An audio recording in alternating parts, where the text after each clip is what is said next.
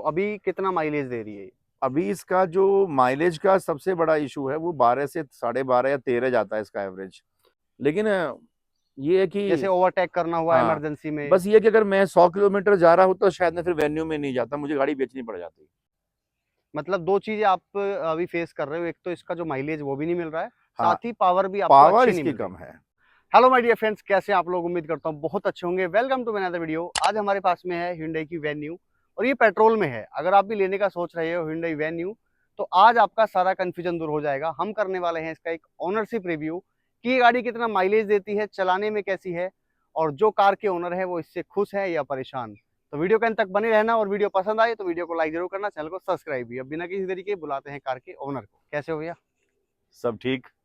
तो ये है हाय मिस्टर राजीव जी और ये कार के ओनर हैं और ये एक टीचर हैं। तो आपको उम्मीद होगा गलत शिक्षा तो आपको नहीं देंगे। आज इनसे जानेंगे, ऑनेस्ट रिव्यू लेंगे इनका कि ये कार कैसी है, कितने की ली थी और कैसा इनका फीडबैक है। तो सर, ये गाड़ी आपने कब ली थी? ये ली थी हमने पिछले साल जून में, मिड जून अराउंड। तो लगभग 1 साल हो गया है। 1 साल अराउंड होने वाले हैं। पेट्रोल में है ये? ये पेट्रोल में है। ओके। कितने की ली थी आपने उस टाइम उस पे? समय लगभग 10-30 के आसपास रही होगी ये। ये आपका सेकंड वेरिएंट है, एस? ये second variant petrol S S में है। ओके। एंड इससे पहले आपके पास में कौन सी गाड़ी इससे थी? पहले हमारे पास थी i20। i20।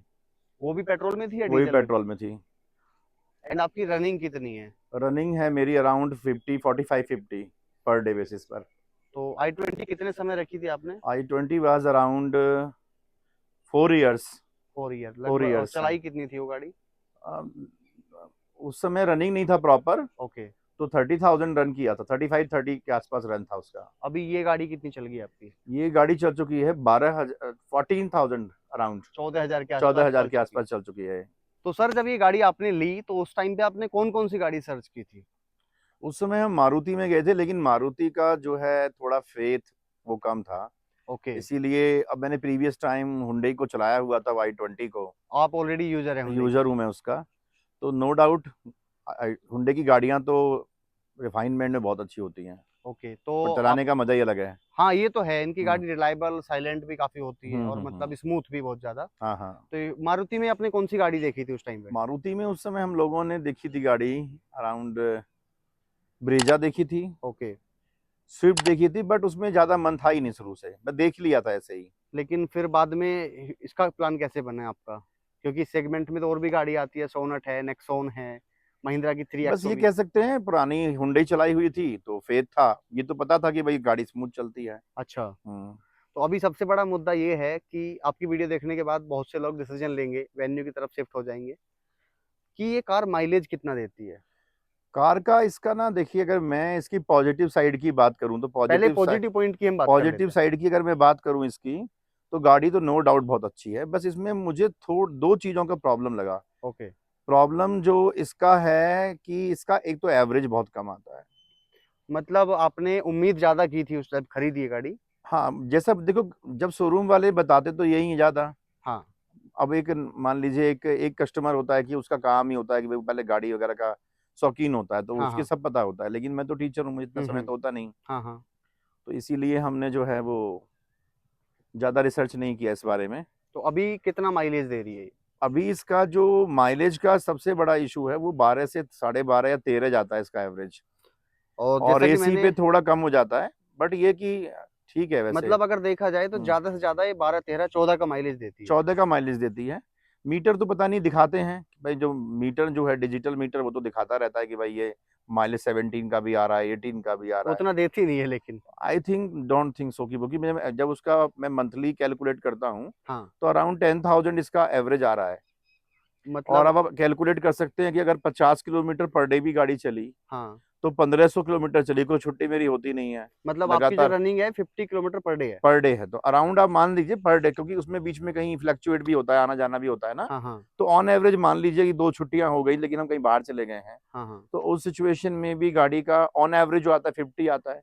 तो 1500 के आसपास इसका, मतलब ये है। 50 इंटू 30 करेंगे तो 1500 किलोमीटर गाड़ी चली।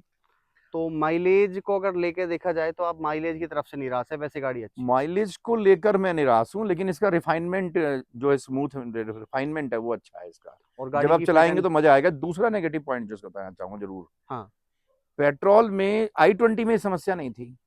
हाँ, वही ये चीज बताओ कि i20 में समस्या नहीं थी। i20 में जब मैं गाड़ी चलाता था, हम्म तो अगर पीछे 6-5 सवारी में, तो ओवरऑल 6 लोग भी बैठ गए ना खींचतानी करके, कभी कभी जरूरत हम्म। पड़ जाती थी, तो गाड़ी का ना पावर में कमी नहीं आती थी। लेकिन इसमें मैंने पावर बहुत कम फील किया है। और फैमिली में कितने मेंबर है फैमिली आपकी? में हम 4 हैं। तो जैसे 4-5 लोग बिठा के आप निकलते हो, 4 का मतलब बेटा है हमारा, 20 साल का बेटा है, 21 साल की बिटिया है। मतलब बराबर साइज के आप हाँ, लोग हो, 4 ऑलमोस्ट। लोग बिठाने के बाद हाँ, तो ये गाड़ी आपको लगता है कि दबती है या ये अच्छा? गाड़ी मतलब जब पुल पे चढ़ रही होती है, हम्म। हाईवे मतलब जब ऊपर की तरफ चढ़ती है गाड़ी, हाँ हाँ उस समय पर मुझे थोड़ा सा ना क्या होता है कि बहुत कॉन्शियस होना पड़ता है इस मामले में, कि यार मैं थोड़ा सा ना क्लच को दबा के रखूं जो गाड़ी पिकअप ले। हाँ, या फिर गियर शिफ्ट हाँ, करो। गियर शिफ्ट करूं, मतलब वहां जाकर मामला खराब होता है। लेकिन जिसमें मैं रोज अकेले जा रहा हूँ, तो उसमें तो खैर मेरे को पता ही नहीं चलता है। हाँ, लेकिन ये है जैसे कि ओवरटेक करना हुआ हाँ, इमरजेंसी में। बस ये कि अगर मैं 100 किलोमीटर जा रहा हूँ तो शायद मैं फिर वेन्यू में नहीं जाता, मुझे गाड़ी बेचनी पड़ जाती, क्योंकि अभी अभी आपके तो मैं खींचतान कर रहा हूँ कि ऑन एवरेज फिर भी सोच रहे हैं कि चलो ठीक है, जब तक चल रहा है चलाएंगे इसे। हाँ, मतलब 2 चीजें आप अभी फेस कर रहे हो, एक तो इसका जो माइलेज वो भी नहीं मिल रहा है, हाँ, साथ ही पावर भी आपको पावर अच्छी नहीं इसकी मिल रही। कम है। पता नहीं, लोग कह रहे हैं कि डीजल में पावर है। नहीं तो डीजल इंजन तो अब इससे बड़ा इतना इंजन मुझे है नई वो। टेक्नोलॉजी का नहीं पता कि डीजल में पावर ज्यादा होती है, क्या हाँ, होता है। पर हम डीजल तो क्या शुरू है से, कि इससे बड़ा इंजन भी है और पावर भी ज्यादा मिलती है, और साथ ही हाँ माइलेज भी जितना ही देती है उससे 2 गुना मिल जाता है जैसे हाँ, आप चलाते हो गाड़ी। पर इसका एक पॉजिटिव पॉइंट यहाँ पर ये भी है कि थोड़ा सा ना आपको बॉक्सी लुक होने के साथ साथ ना अब फील आता है कि आप सेड वो गाड़ी चला रहे हैं, सेडान नहीं चला एसयूवी रहे वाला फील हैं, आता है। एसयूवी वाला फील आता है इसके अंदर में। तो ओके। थोड़ा लगता है कि हाँ, क्योंकि कई बार क्या होता है ना, गड्ढे वड्ढे होते हैं, तो हम्म। मैं तो आसानी से आंख मूंद करके वहां पे निकाल देता हूँ गाड़ी को, और मतलब वो गाड़ी अगर निकल भी जाती है। जैसा उबड़ खाबड़ रास्ता मिल जाता है कई लेकिन बार। अगर 5 लोग बैठे हुए हैं, हम्म। तो मैं नहीं सोच सकता फिर उसे इसमें, वहां पे भरोसे वहां लायक नहीं। भरोसा नहीं जाता, अच्छा। क्योंकि अकेला हूं तो कोई टेंशन नहीं है।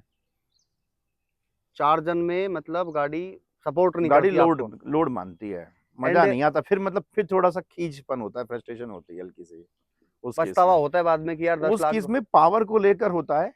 एवरेज तो चलो फिर भी है कि ऊपर वाले की दया से ठीक ठाक है, मैनेज कर रहे हाँ। हैं। लेकिन पावर को लेकर लगता है कि यार ये गड़बड़ हुआ, क्योंकि पावर कई बार हमें जरूरत पड़ती है। और बड़ी गाड़ी है, एसयूवी हाँ, बना दिया इसको तो पावर तो देनी चाहिए ना। अभी पावर इसमें होनी वही चाहिए। i10 वाला इंजन दे दिया है, अब i10 और इसमें फर्क है ना। हाँ, हो सकता है कि i10 वाला इंजन हो, मुझे नहीं हाँ पता, वो शायद 1200 सीसी का होता है हाँ, वो भी। वही ये इसमें same 1200। i20 was the same. हाँ सेम, हाँ, सेम इंजन है। तो वही चीज एंड है। आपकी गाड़ी चल चुकी है 14,000, तो 14,000 सर्विस अराउंड चल चुकी। वगैरह का क्या खर्चा आता है सर्विस का? सर्विस का खर्चा तो हमारा रहा है लगभग 8,000-9,000 तो हमेशा गया है। 8-9 हज़ार जाता सर्विस में। हाँ, तो हुंडई की जो सर्विस है, जैसे आप शोरूम पे गए तो वहाँ का कैसा बिहेवियर था, स्टाफ का, सर्विस कैसी थी लोगों वो की? तो लेट करते हैं, बहुत परेशान करते हैं। कौन सा है बेटा वो हिंडी का? सेक्टर 63 वाले में गए थे हम। Capital Hyundai sector. Capital Hyundai, हाँ। तो वहाँ पे। लेकिन वो बहुत बहुत टाइम लगाते हैं, या तो कि ये वीकेंड में जाते हैं इस वजह से टाइम लगाते हैं। अच्छा अच्छा। पर ठीक है, क्या करें। एंड फिट एंड फिनिश की अगर हम बात करें कि गाड़ी की जो फिट एंड फिनिश है वो कैसी है, इसके फीचर्स, गाड़ी की क्वालिटी। फीचर्स वगैरह तो नो डाउट अच्छे हैं। गाड़ी में मैं बताया 2 ही नेगेटिव पॉइंट है बस, बाकी तो गाड़ी का मुकाबला नहीं है इसकी स्मार्टनेस का। स्मार्टनेस तो बहुत अच्छी है हाँ, इसकी। लेकिन वही 2 जो नेगेटिव पॉइंट है ना, वो सबसे बड़े पॉइंट है कंज्यूमर के पॉइंट ऑफ व्यू से। एक तो पावर का कम कम महसूस होना, हम्म। और दूसरा जो एवरेज जनरली एक कॉमन पीपल देखना चाहता है। अब गाड़ी लेने से बट पहले। ये बात तय है कि मैं आने वाले समय में एवरेज की तरफ जाऊंगा, तो फिर गाड़ी मेरे को चेंज करनी पड़ेगी, ऑब्वियस सी बात है। मतलब इससे आप सेटिस्फाई नहीं है कि माइलेज नहीं दे रही है गाड़ी? माइलेज को लेकर सेटिस्फाइड नहीं हूं मैं, फ्रेंकली स्पीकिंग तो। एंड जैसा मैंने सुना है क्योंकि काफी जब लोग। मैं हर 10 दिन पे 5,000 रुपए का 4,500 4,500 का पेट्रोल डलवाता हूँ ना, तब लगता है जोर पड़ता है मुझे। जोर पड़ता है, वो आपको सब पे ही पड़ता है जिसके पास में गाड़ी है। लेकिन एक बात बताओ, बहुत से लोग बोलते हैं कि गाड़ी की जो सीट है वो काफी छोटी है, तो कंफर्ट कैसा है उसका? आप डेली 50 किलोमीटर गाड़ी चलाते हो, कैसा कंफर्ट है? कंफर्ट को इसमें एक और नेगेटिव पॉइंट जो वो सीट को लेकर, सीट एडजस्टमेंट ना होने की वजह से ना, आपको बहुत बार ना क्या होना पड़ता है, बार बार अपने आप को एडजस्ट करना पड़ता है, सीट को नहीं, खुद को एडजस्ट खुद करना को पड़ता एडजस्ट करना पड़ता है है। क्योंकि हाँ, ये एस वेरिएंट है तो इसमें हाइट इसमें एडजस्टमेंट नहीं हाँ, आता। हाई एडजस्टमेंट नहीं है। एंड रियर स्पेस कैसा है? फैमिली मेंबर आराम से बैठ जाते हैं कैसा? बैठ जाते हैं, थोड़ा पीछे में थोड़ा स्पेस का इशू है हल्का सा, और ज्यादा हो सकता था। एंड एक चीज आजकल इन्होंने, बहुत। मुझे तो ये समझ में नहीं आई बात हाँ कि इन्होंने इतनी अच्छी लुक में गाड़ी बनाई, हम्म।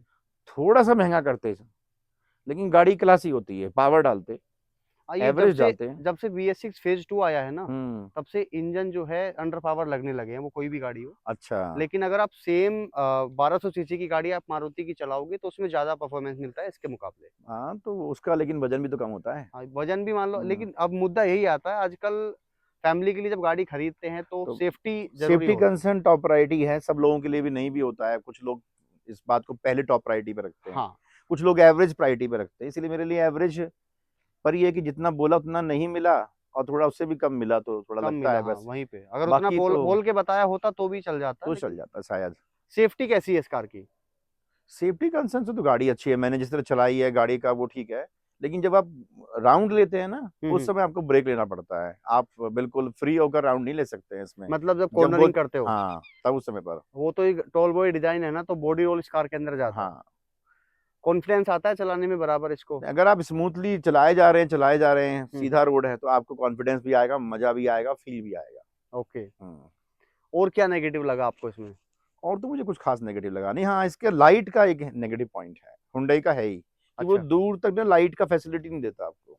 क्योंकि अब इन्होंने फॉग लैंप वगैरह तो हटा ही दिया है, टॉप एंड हाँ, वेरिएंट में भी नहीं आता, तो अभी सिंगल पर प्रोजेक्टर ये या, लाइट को तो कम से कम ठीक कर सकते हैं ना। हाँ, ये 10 लाख अब भाई रुपए ही है। ढंग का तो लगा सकते हैं लाइट, जो कि बहुत बेसिक नीड में आता है लाइट का। बिल्कुल ये सही बात। Same problem was in the i20, in the same in this also. मतलब से 5 साल पहले आपके पास i20 थी, अब ये अब है, ये है। दोनों में अब सेम प्रॉब्लम है। बट नेक्स्ट गाड़ी हो सकता है मैं फॉक्स वैगन जाऊं।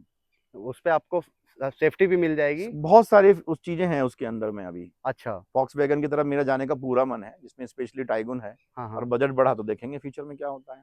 पर ये कि suspension next car Volkswagen होगी।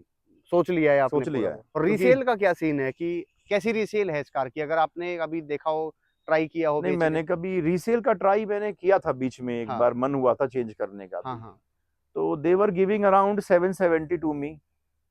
मतलब तो 3 lakh. I I very shocked कि यार ये इतना प्राइस कैसे डाउन हुआ। तो बोल रहे हैं कि भाई पहले साल में प्राइस डाउन होता ही है। अभी नई कार है तो नई कार इसलिए। है। So I decided not to sell. चलिए, रीसेल तो Hyundai की सभी गाड़ियों की अच्छी है, लेकिन सस्पेंशन कैसे हैं इस कार के? सस्पेंशन ठीक है, कंफर्टेबल एकदम? कंफर्टेबल है। ओके। बस दो तीन कमियां हैं, अगर ये ठीक कर देना हुंडई तो इस गाड़ी का फिर अच्छा, जल्दी से कंपैरिजन नहीं आएगा। जैसे आप एक टीचर हैं और आपकी डेली ड्राइविंग है, आपका ऐसा नहीं है कि मतलब आज 100 किलोमीटर चला दी तो 2 दिन नहीं जाना, आपको हाँ, डेली जाना है, डेली जाना है भाई। तो किन लोगों को एक कार सजेस्ट करना चाहोगे जो आपकी तरह है, उनको एक कार लेनी चाहिए या नहीं? जिनको एवरेज का इशू नहीं है उनको जाना चाहिए, जिनको एवरेज से कोई लेना वो देना नहीं, लेना देना नहीं है। और जिनको एवरेज से लेना देना है उसका क्या? नहीं देखिए, एवरेज से भी लेना देना अगर है, वो डिपेंड करता है सामने वाले की इनकम क्या, उसको लग रहा है मेरी इनकम ठीक ठाक है तो मैनेज कर सकता है, ये हाँ, ये बॉक्स भी की है। गाड़ी है, लुकी है, क्योंकि या मैंने फिर वो इसका डीजल इंजन के साथ भी जा क्योंकि सकते हैं। मैंने इसका रेड कलर देखा था। हाँ। वो नो डाउट, देखो वेन्यू का जो लुक है, हम्म। जो लुक, मैं वही तो कह रहा हूँ कि एक बार आपने वेन्यू को नई लुक में उतार दिया, हाँ। ठीक है, अब आप जब भी नई गाड़ नई नया इसका वर्जन लेकर आएंगे, हम्म। तो सेम लुक तो नहीं रखेंगे, लेकिन इसके लुक वाइज जिस तरीके से ये गाड़ी है ना, इसका इंजन परफॉर्मेंस, अगर ये सब चीजें और सीट एडजस्टमेंट होता, हम्म। तो क्लासी गाड़ी थी फिर ये। मतलब आपको सिर्फ माइलेज का इशू है, बाकी और कोई इशू माइलेज नहीं का है? इशू है स्पेशली। बाकी जैसे सेगमेंट में गाड़ी आती है, टाटा नेक्सॉन 3XO भी आती है, किया सोनेट, हम्म। आजकल वो इससे बड़ी भी दिखती है, फीचर भी लगभग ज्यादा ही मिल जाते हैं, तो अगर आपको एक ऐसी गाड़ी चुननी उस पड़े इसी समय सेगमेंट में? टाटा को लेकर के सबसे बड़ी समस्या मेरे साथ ये, मैं जब चलाया ना टाटा को, तो मुझे वो स्मूथनेस फील नहीं हुआ कभी भी। रिलायबिलिटी नहीं है। नहीं, स्मूथनेस, एक हम्म। होता है ना कि आप बैठे हुए हैं और कंफर्ट जोन में एकदम बैठे हैं, गाड़ी मूव कर रही है, हाँ हाँ। वो चीज मुझे टाटा में नहीं मिली। मुझे उसमें वो थोड़ा सा इंजन नॉइज लगा, मतलब वो जो होता है ना, आप गियर शिफ्ट करते हैं फिर गाड़ी हाँ, को मूव करते हैं, और गाड़ी अब चलती है तो उसकी एक प्यारी सी नॉइज आती है, वो टाटा में नहीं है। वो नहीं है, ये हम्म, काफी साइलेंट कार ये है। साइलेंट कार में आती है। ऐसा कभी हुआ है कि इमरजेंसी ब्रेक आपने यूज किए तो उस टाइम पे नहीं, ब्रेकिंग इमरजेंसी कैसी थी? ब्रेक पे काम किया है गाड़ी ने। ब्रेकिंग अच्छी है हाँ, कार की? ब्रेकिंग अच्छी है। कि बाहर लेके गए हो हाईवे पे जहाँ हाँ, पे, मेरठ गया हूँ तो बहुत बढ़िया हाईवे है आपका। तो उस टाइम पे कितना माइलेज दिया इसने? 18 तक निकाला है इसने एवरेज। 18 तक निकाला हाँ, है? हमने लेने से पहले काफी लोगों का देखा था रिव्यू, हम्म। काफी सर्च किया था यूट्यूब पे, अच्छे हम्म। था गाड़ी तो, खैर नो डाउट अच्छी है, बस माइलेज को लेकर था, लेकिन हाईवे पर तो इसका एवरेज है। और जब हाईवे पे आप इसको ड्राइव करते हो तो उस टाइम पे आपका कॉन्फिडेंस बिल्ड उस हो समय जाता कॉन्फिडेंस थोड़ा लो होता है। हाँ, वही मुझे जब जानना बड़े ट्रक निकलते हैं, बड़ी गाड़ियां निकलती है, तो है। मतलब वो कॉन्फिडेंस तो नहीं आता है, वो नहीं आता। जो पावर की कमी की वजह से फील होता है। तो देखिए, अगर आप लोग गाड़ी लेना चाहते हैं और आपका रनिंग ठीक ठाक है, पर डे बेसिस पर है, तो आपको देख लेना चाहिए कि आपको एवरेज चाहिए या आपको लुक चाहिए। और लुक्स तो एक वैसे भी पर्सनल चॉइस है, किसी को हाँ, नेक्सॉन पसंद है तो किसी को वेन्यू। बिल्कुल। लेकिन अगर आपको माइलेज ज़्यादा ज़रूरी है तो फिर आप दूसरी गाड़ी के साथ भी जा सकते हैं।